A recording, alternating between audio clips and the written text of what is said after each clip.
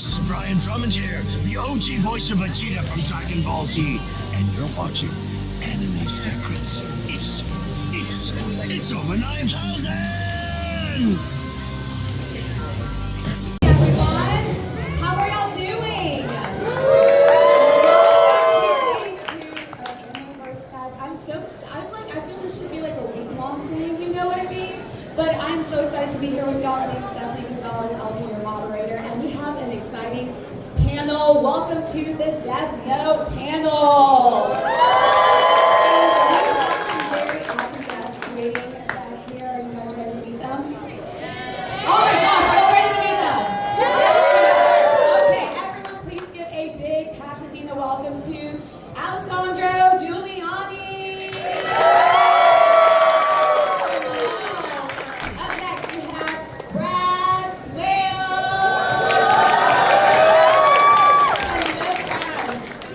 Oh, well, thank you. Up next we have Brian Drummond. Hello. And last but not least, everyone please say hello to Shannon Chan-Kent.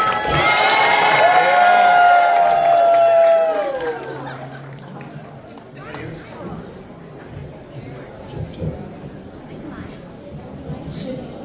One, two. Well, welcome, guys. Oh my gosh, Thanks for having it's been us. so awesome. Hi! Everyone showed up here so early too, which I love. Everyone's been here sitting and they're ready to go. So we're excited to have you guys. Absolutely.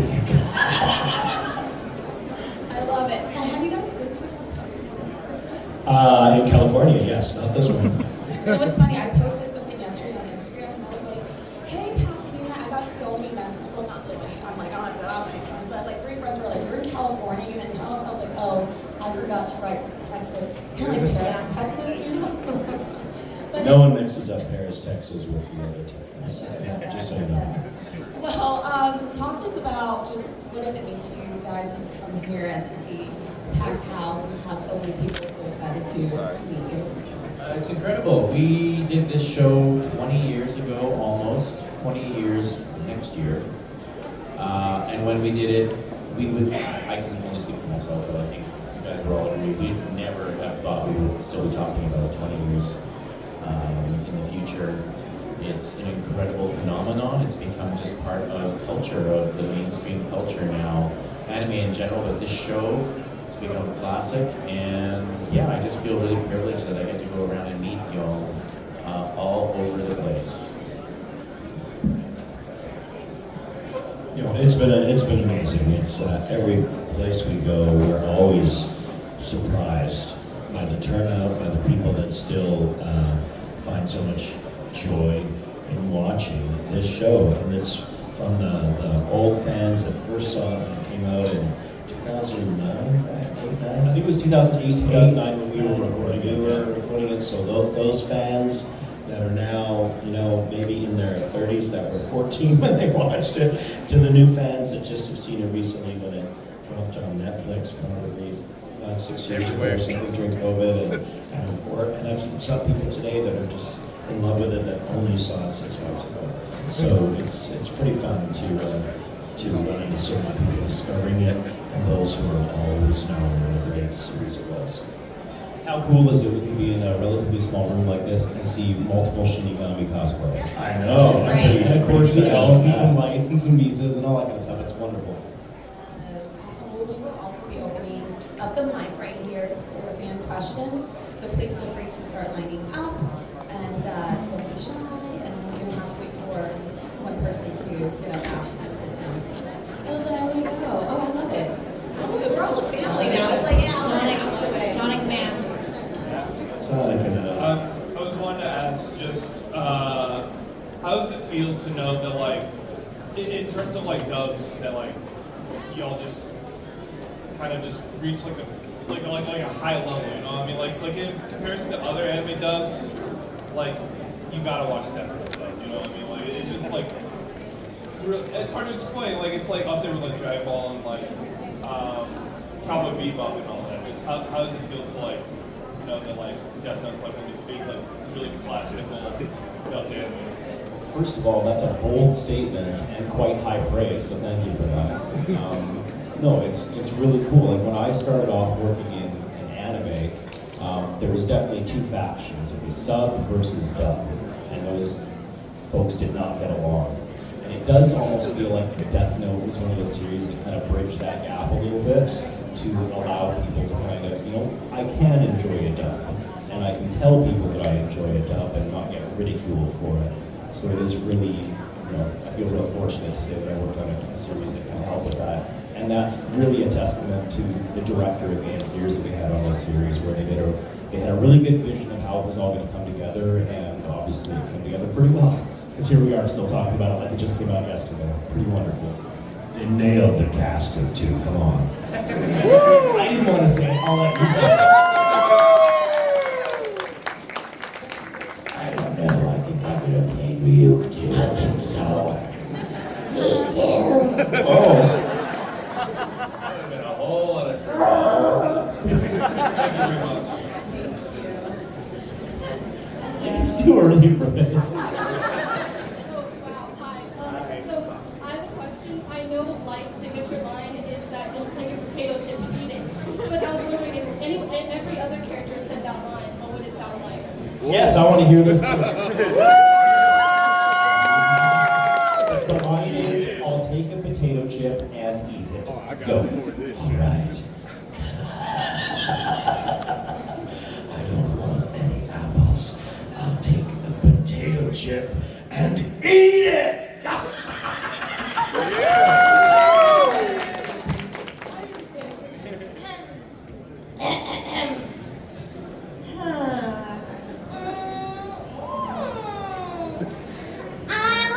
take a potato chip and eat it!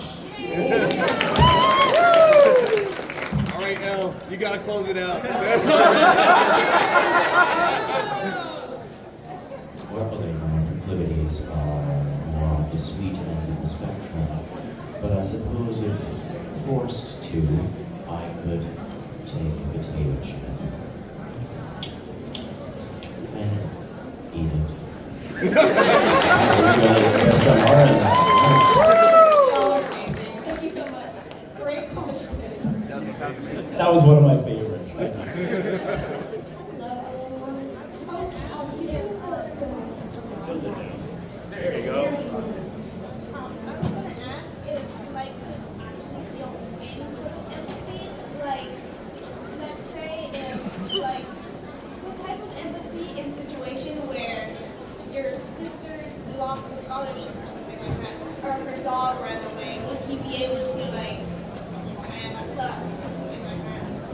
It's a very interesting question. A lot different than the potato chip question.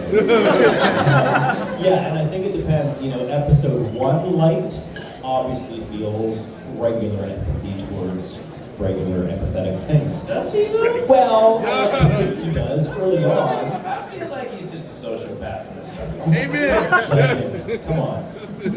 But the saying goes, absolute power corrupts absolutely. And once he finds that Death Note and picks it up, you can start to see the power-hungry nature of him. So I think he almost disassociates from regular emotional, reliability as the series progresses. Now, that being said, there is a moment in time where he gives away his memory of Death Note, and then you see that empathy come back in, albeit briefly, and then you see it vanish away again just as quickly. So as much as I would like to say, oh no, there's still a human heart under there somewhere. When he gets power hungry, He's a psychopath. and then a little bit more psychopathic, yeah, we start to see that kind of dissipate and wander off. And in some of his interactions with his dad and things like that, you just see that, oh no, Light. The slippery slope is very, very slippery and mostly downhill. So, as much as I'd like to redeem him, it's really hard to. I think the death gods in the series have more empathy than Light. So, forgive me if they already asked it before, but is there any other characters that you guys would like to voice back before, or any of the characters here? And then for Shannon, do you think Pinkie Pie and Misa are like same personality wise? Wow. So they're both like very high good. I always say, whenever anyone asks me that, I feel like they're more the same than they are different. You know? Even though I don't voice Pinkie Pie, I sing for Pinkie Pie, I would say what Actor Logan has done to Pinkie could very well translate to Misa as well.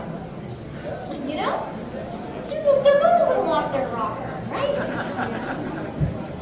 The first question was if we could voice in this show, in any show. Oh, I like how you say. I wish I would have taken that other character. We don't get this option to just take the characters we want.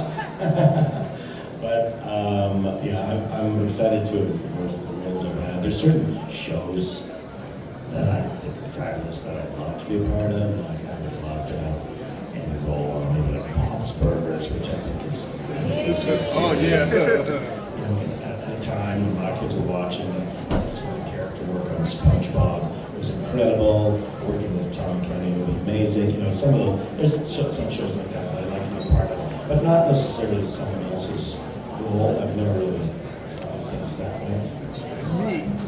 It would have been cool to have like a recurring gig on a show like, I don't know, The Simpsons. Yeah. Because that's a career. Like that's a viable gig. But I would not take anything away from the guys that have been working on it for 30 plus years or whatever it is. But I think all of us can say that there's some characters we've played that we were already fans of before. Like anything, a lot of us have worked on Marvel projects. So if you get to play a Marvel character, an X-Men or something like that, it's always pretty exciting. But for me, there was a movie growing up that I was terrified of and loved. It was a Jim Henson film called The Dark Crystal. I'm not sure if anybody's heard of it ever. So like when I first started getting into voice acting, that was something I was like, oh my god, I would love to do anything related to The Dark Crystal. So we all have little dream projects like that, I'm sure. In a weird way, we were part of The Simpsons because of that whole Treehouse of Horror. Yeah, True story that happened. So there you go. The crossovers of the universe did happen there. Even with Death Note, Simpsons did it. Not our voices, but inspired. For me, I would say I would love to do a dub on any of the Studio Ghibli movies if they would continue to be made. I just love almost all of those films, and they capture my imagination, and they're starting to capture the imagination of my kids, and I love that. So yeah, probably that. Thank you. Okay. If you found a death note, would you use it, and who would you use it on?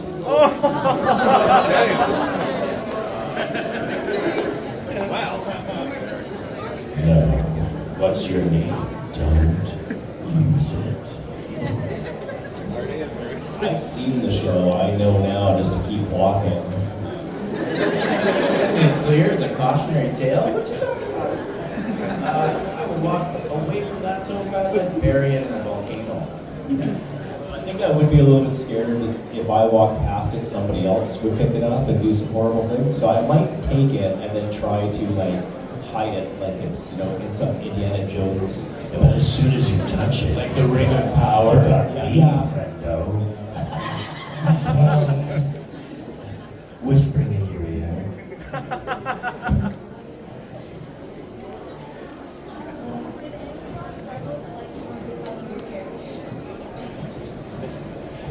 Did any of us struggle with liking or disliking our character?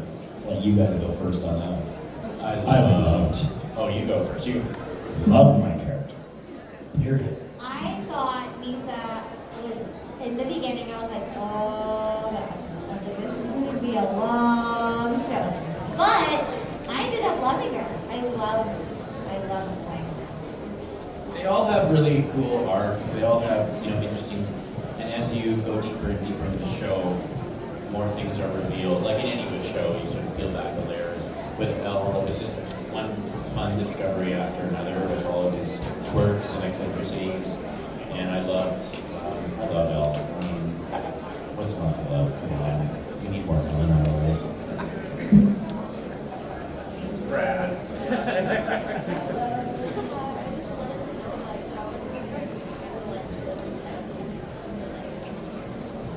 How would the characters feel live in Texas? Live in Texas. There's a bunch of Canadians. I know when I'm going out for my morning walk around here, I am melting. So, but I don't know how hot it is in the death realm. I don't think it's as hot as Texas. So I think Ryuk would be hanging out in an air-conditioned produce place, hovering over the apples. It's great. We've done so many different cons in Texas, and every area is different. And this is our first time in Houston, isn't it? Yeah. So it's different. It's a toasty weekend, though. Woo! Is there a Texas dessert that is famous?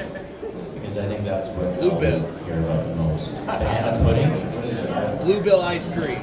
I think I'd be into that.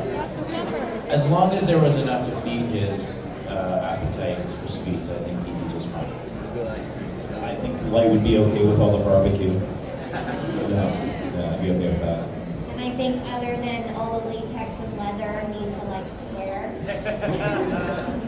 she'd be okay too. She can thrive anywhere. Malleable. She would. Thank you. That's a fun question. What is the line that you didn't like doing? That's a line we didn't like doing. The last line, because it meant the series was over. Agreed, 100%. Yeah, pick a number of lines from the last episode. I told you in the very beginning that I'd be the one writing your name in the notebook when you die. I didn't believe him. You know, well, that one. I mean, one line that was kind of strange to record is, "This is the first time in my life I've ever been provoked to hit a woman." Yay. Damn white.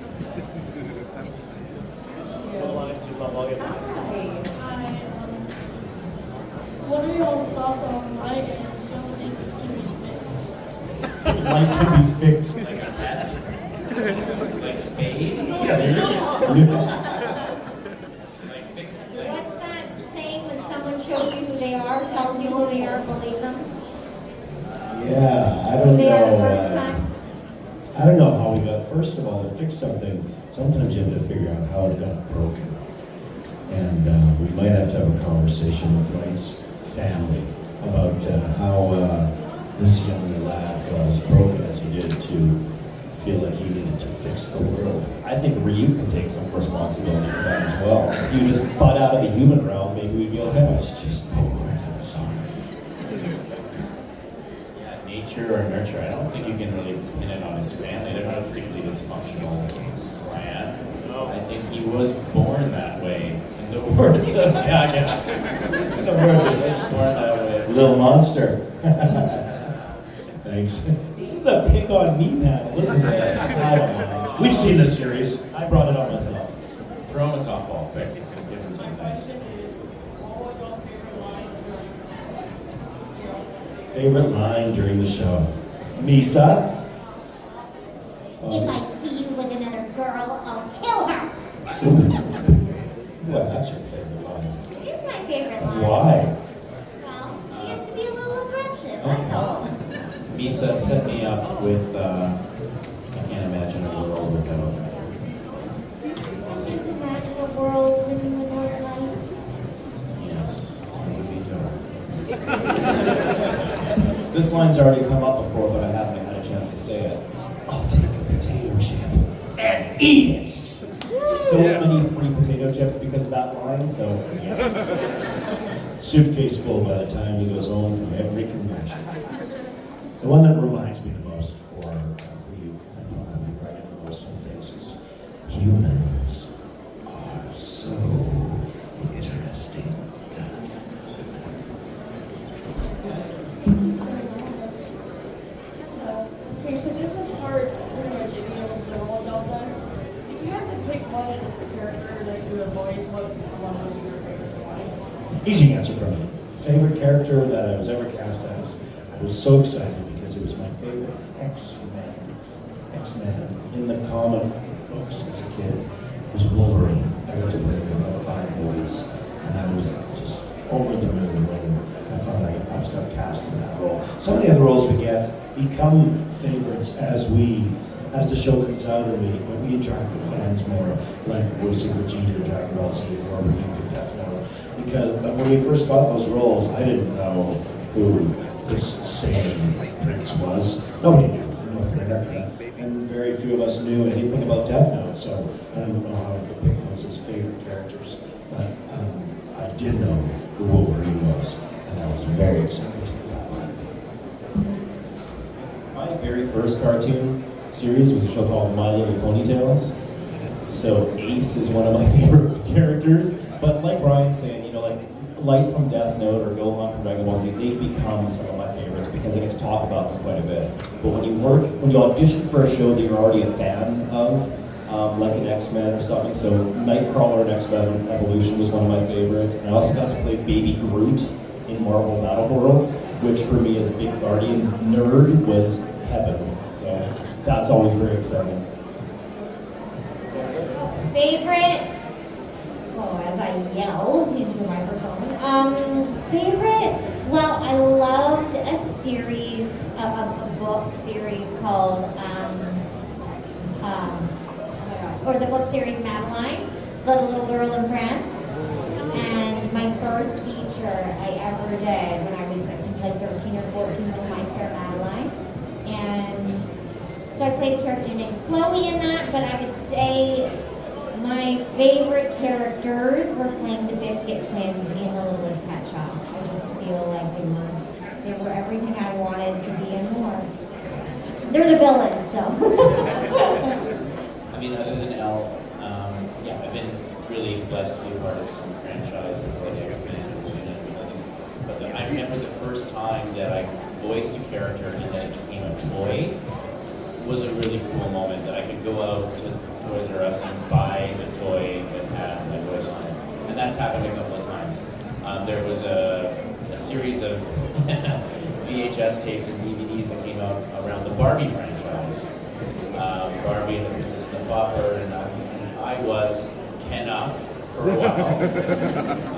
And I remember they delivered my Ken doll to me in the mail, and that was a hilarious, cool moment. And then I was also the voice of a Transformer, so I would they would battle each other with Ken. Night Screen would you know. They sent you your Ken doll? They did. I had to go to Toys R Us and people find my own. Yeah, well, were you just a stable boy or something? No, he was, well, that was a different film. Okay. I played the Ken character in Barbie Video Game Hero. Now, his name wasn't Ken, but it was Chris with a K, so he was the Ken character. Yes. Oh. No, they sent it to me. Sorry. You'll find my Better Ken, I guess. Thank you. So as we know, Kira had like 3 assistants, Mikami, Takada, and Misa. So I was wondering, out of those 3, which one was your favorite? Any of you guys? I can tell you my least favorite. Mikami kind of screwed everything up. Definitely Misa. I feel so bad for some of the mistreatment. If I said somebody else, I'd hear about it, but definitely Misa, my favorite. Before I ask my question, I just have to say, True Moon milk. That's the best milk. Thank you for the milk delivery. This was the word got around that I'm a big chocolate milk snob, and I have a delicious product right in front of me, so thank you for that. I thought that was sponsored me again. I'm looking for sponsorship. My question is, I know y'all had said that y'all weren't together when y'all recorded this, so I kind of left curious, what was that recording session like? Like, how many people are in the studio? Is it just you and like 2 or 3 other people? Is there like 20, 30 people there? Are they like directing? Like what does the direction look like? How much dialogue do y'all record at a time? And like the flaps, like the mouth flaps, on this show, did they have the ability to adjust that, or did y'all have to go with the footage that was there? You gotta go with the footage that's there for this one. And usually, you guys, it's usually only 2 other people. There's an engineer running the board as you record and setting up the scene for you to record to, and the director. Carl, who's the director for all the episodes. So, and then 1 person in the studio. So that's it, just the three of us every time. We might cross paths when, Brad's on his way out of the studio and then I'm heading in for a couple hours in my session. High five, like, and then in I go. We were never together for one moment of the show. We might have done, I don't know, was there any Wallace sessions on this? But sometimes on a dubbing series, like if there's a crowd scene, sometimes they'll get a few actors in the room to do what's called Walla. So like if it's screaming and trains crashing or something, and they need a whole bunch of voices around the mic, so you might get a bunch of people in there at the same time. But with us, it just would have been one actor, two people on the other side of the glass, and you just go line by line. The longest a session would be 4 hours. That's a big lot of dialogue, so that would probably be someone like Brad, or maybe for certain sections up to a certain episode, L.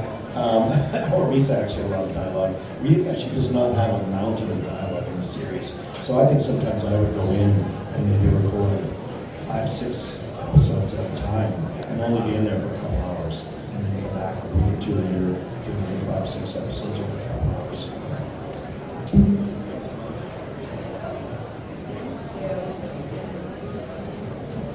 There's another question. Hi, very good. Hello. Yo, I'm here for my son. I'm trying my English. For you and your opinion, what do you project for the young people who contribute to their emotional growth? All that?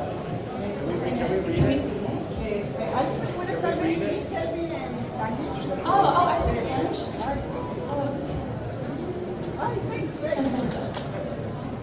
She said, for you, in your opinion, what do your projects for young people contribute to their emotional growth? How are the projects that contribute to a young person's emotional growth? Great question. That is a good question. Some of our projects don't contribute anything to emotional growth. They are completely designed to sell more plastic toys to children. That's what sets Death Note apart a little bit, for sure. Yeah. I mean, Death Note is such it's an outlier in anime and in cartoons, I think, in animation, that it is different from a lot of other shows. It has a moral compass, right?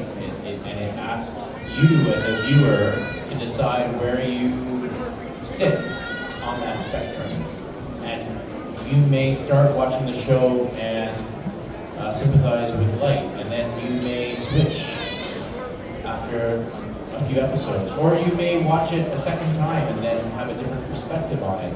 So I think one of the things it does, like a lot of good storytelling, is it challenges your preconceptions about certain issues or life or morality. And so I think that can totally add to a young person's growth, because they may ask questions they hadn't asked of themselves. We are also fairly fortunate, being that most of us are in Vancouver, Canada, we get to work on a lot of different projects. So for myself, most of the cartoons that I've been working on the last several years are kids' cartoons now. So there's a series called Gigantosaurus, which I think is on Disney+, which is talking dinosaurs. And those episodes follow 4 young dinosaurs and their journey through the forest and interaction with each other. So there's a lot of moral lessons in the show like that.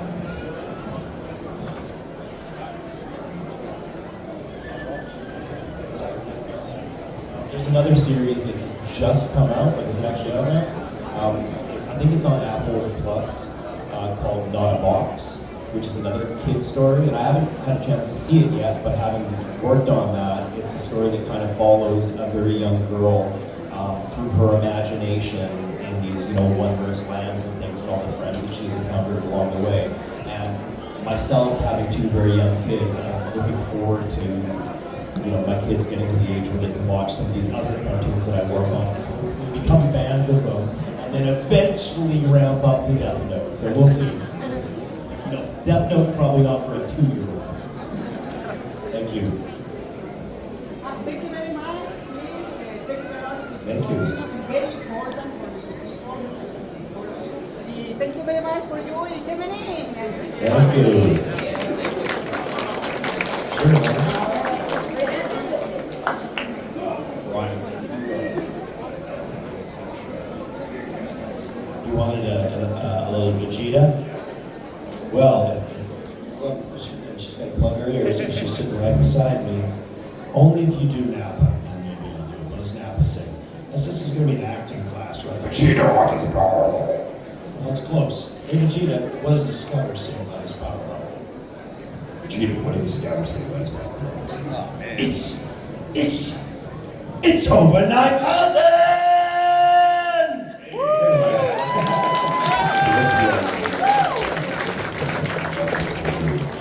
Thank you. Thank you so much. What a way to end the panel. Everyone, please give it one more time for Alessandro, Brad,